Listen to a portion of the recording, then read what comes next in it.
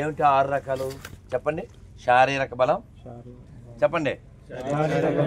శారీరక బలం, మానసిక బలం, ఆధ్యాత్మిక బలం, ఆర్థిక బలం, సామాజిక బలం, రాజకీయ బలం. ఓకే, నిలబడతాయి. ఈ ఒక్క మొక్క చూడండి. ఎప్పుడైనా ఎక్కడైనా పాడుబడిన మసీదు కనబడిందా? పాడుబడిన చర్చి కనబడిందా? పాడుబడిన గుళ్ళు ఎలా వచ్చినాయి అంటే హిందువుల్ని మత మార్పిడి చేయడం ద్వారా వాళ్ళు తగ్గుతారు. హిందువుల్ని ధర్మానికి వ్యతిరేకంగా సినిమాల ద్వారా మిస్గైడ్ చేస్తే తగ్గుతారు. గుడికి వచ్చేవాడు తగ్గిపోతే దాన్ని బాగోగులు చూసేవాడు ఉండదు. అలా నాశనం అయిపోతుంది. దేవాలయాన్ని పాడు చేస్తే ధర్మాన్ని పాడు చేయవచ్చు. కాబట్టి ఇస్లాము క్రైస్తవం చాలా కష్టపడుతున్నాయి మన ధర్మనాశనం చేయడానికి. వాళ్ళకి తోడుగా మనోళ్ళు కూడా కష్టపడుతుంటారు. ఎలాగా? అబద్ధాలు చెప్పి. నిజమేనా? అన్ని మతాలు నిజమైన అన్ని మతాలు ఒకటనేది నిజమా? నిజమైతే నిరూపించండి, 10 లక్షలు ఇస్తాం. అందుకని దేవాలయాలు ఉండాలి అని కోరుకుంటే మీరు బలపడడానికి ప్రయత్నించండి. ఉదాహరణకి మీలో ఎవడైనా పొజిషన్లో ఉన్నాడు అనుకోండి, దీని సంగతి ఏందో చూడమని సెక్రటరీ చెప్తే అవుద్దా అవుదా? కానీ ఇప్పుడుండే ఎమ్మెల్యే చెప్పలేడు కదా. మరి బదలగొట్టే బ్యాచ్కి సంబంధించిన వాళ్ళు కదా కదా ఆక్రమించే జాతి కదా. కాబట్టి హిందువులు రాజకీయంగా బలంగా ఉండాలి. శారీరక బలం, మానసిక బలం, ఆధ్యాత్మిక బలం, ఆర్థిక బలం ఇవన్నీ ఎంత ముఖ్యం, రాజకీయ బలం కూడా అంత ముఖ్యం. ఇప్పుడు పక్కనే కర్ణాటకలో ముద్దరామయ్య, వాడు ఏదో పశువు కాబట్టి ప్రవర్తన అలాగే ఉంటుంది. వాడి పేరు రామయ్య అని పెట్టుకుని నాకు బీఫ్ అంటే ఇష్టం అని పబ్లిక్లో చెప్తాడు. దేవాలయాల్లో అర్చకులు 10 ఏళ్ల నుంచి తీసుకున్న జీతాలు వెనక్కి ఇచ్చేయాలంటాడు. గుళ్ళో పట్టుకెళ్ళిన 500 కోట్లలో చెరో 200 కోట్లు వాళ్ళకి పంచుతాడు. కాబట్టి ఓటు వేసేటప్పుడు, చాటు తినేటప్పుడు, ప్లేట్లో ఆహారం బయట కొనేటప్పుడు కొంచెం దేకండి. హిందీలో దేకండి, ఇలా తెలుగులో దేకుతారు. అర్థమైందా? అందుకని ప్రతిజ్ఞ చేయండి. ఈ భారతదేశంలో, ఈ హిందుస్థానంలో, ఈ ఆర్యావర్తనంలో, ఈ పుణ్యభూమిలో, ఈ కర్మభూమిలో, ఈ జ్ఞానభూమిలో, ఈ దేవభూమిలో జన్మించిన నాకు, నా పూర్వీకులకు, నా కుటుంబానికి, నా స్నేహితులకు, నాకు, నా దేశానికి, నా పూర్వీకులకు పనికి మాలిన పాషండ విదేశీ మూర్ఖ అజ్ఞాన అన్యాయ అసుర సంకర దేశభక్తి లేని నీచ రాక్షస ఎడారి మతములకు నాకు, నా కుటుంబానికి, నా దేశానికి, నా పూర్వీకులకి అస్సలు సంబంధం లేదని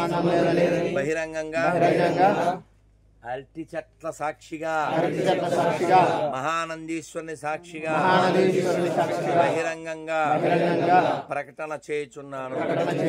భారత్ మాతాకి,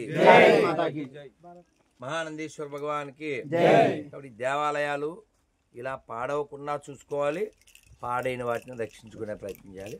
దానికోసం మీరు ఏం చేయగలరో ఆలోచించండి, దానికోసం ప్రయత్నించండి. ఏ ఊరికి ఆ ఊరు వాళ్ళు ప్రయత్నం చేయకపోతే ఎక్కడ పడితే అక్కడ రకరకాల వాళ్ళు హోటళ్ళు పెట్టి, రకరకాల వాళ్ళు షాపులు పెట్టి మన వాళ్ళని వాళ్ళు ఇప్పుడు కూడా ఈ పిల్లకాయలు ఇంత పుణ్యం చేసి చెప్పులు లేకుండా నడిచి అక్కడ ఉమ్మేసింది తింటే ఇంక పుణ్యమే ఉంటుంది.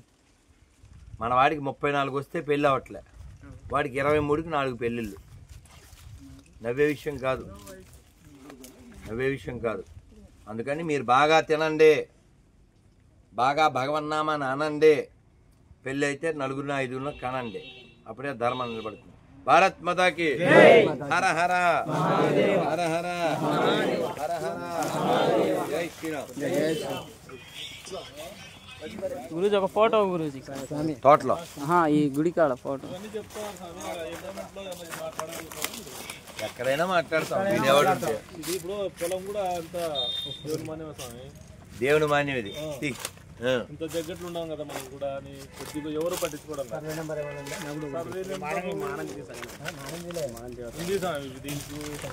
మీరు ఇప్పుడు స్వామి వచ్చినప్పుడు కాకుండా ఒక నలుగురు అన్న కాంటాక్ట్ అయితే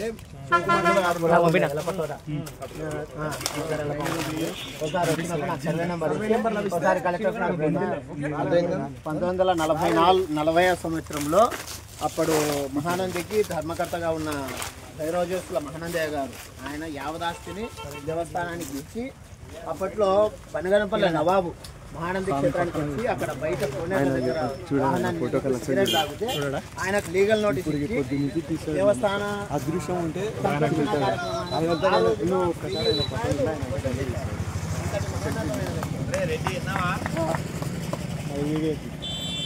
రెడ్డి అన్న శంకరన్న అది మళ్ళా చెప్పు. గోశాల ఉంది అప్పట్లో 40 నుంచి అంటే రెడ్డి విన్నావా? చెప్పండి. ఆ ఇంజన్ ఆపు. ఇంజన్ ఉంచు. ఇంజన్ ఆపుతానా? ఇంజన్ ఆపు. చూడు ఇంజన్ ఆఫ్ చేయమని.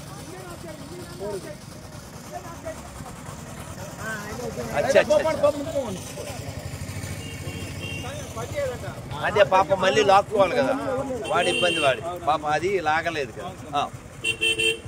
ఈ ముక్క వినండి. 1940లో మహానంది దేవస్థానానికి బనగానపల్లి నవాబు వచ్చి కోనేరు దగ్గర సిగరెట్ తాగితే మహానందీశ్వరయ్య గారు తన యావదాస్తిని మహానందీశ్వరునికే సమర్పించిన ఆ అర్చక స్వామివారు వాడిని కూర్చోబెట్టి, రెడ్డి ఎప్పుడు 1940లో, ఇది ఒక 84 ఏళ్ల క్రితం 1000 రూపాయలు నవాబు దగ్గర వసూలు చేసి గుడి సంప్రోక్షణ చేసిన మగ ధీరుడు. మహానందేశ్వర భగవానికి, మహానందేశ్వర స్వామికి, మహానందేశ్వర అన్నగా అయ్యగారికి జై శ్రీరామ్.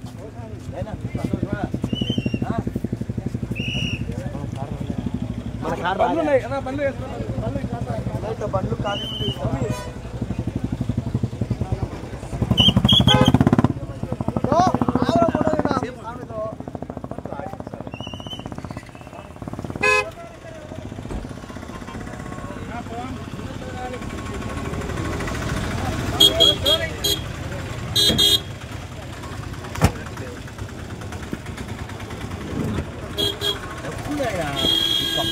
ఒక్క సెల్ఫీ అన్ని చెప్పకూడదు, నొక్కాలి.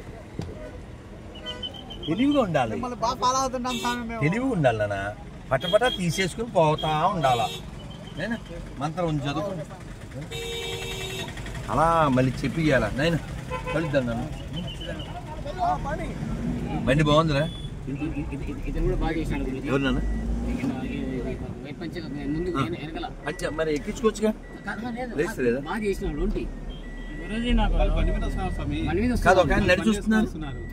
ఈ పొడుగ్గా బట్టలు తెల్ల బట్టలు ఆయన నడుస్తున్నాడు. మరి ఆయన ఎక్కించుకోద్దా? అయితే ఓకే. మంచి మాట చెప్తున్నా రెడ్డి బంద్ చేయి చెప్పు నాన్న.